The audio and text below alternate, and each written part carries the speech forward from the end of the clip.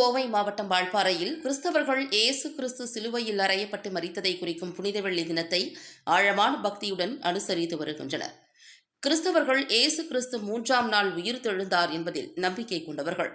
அந்த நம்பிக்கையின் அடிப்படையில் ஆண்டுதோறும் 40 நாட்கள் தவக்காலம் அனுசரிக்கப்படுகிறது. இந்த வருடம் சாம்பல் புதன் நிகழ்வுடன் கடந்த மார்ச் 5 தவக்காலம் தொடங்கியது. தவக்காலத்தின் முக்கிய நாளான புனித வெள்ளியன்று வால்பாறை தூய இருதய ஆலயத்திலிருந்து இயேசு சிலுவையில் அடிக்கப்பட்டதை நினைவுபடுத்தும் வகையில் சிலுவை சுமந்து கிறிஸ்தவர்கள் சுமார் 10 கிலோமீட்டர் தொலைவில் உள்ள குருசுமலை ஆலயத்திற்கு நடைபயணமாக சென்றனர். இந்த நடைபயணத்தில் 100க்கும் மேற்பட்ட கிறிஸ்தவர்கள் பங்கேற்று இயேசுவின் பாடுகளை நினைவு கூர்ந்தனர்.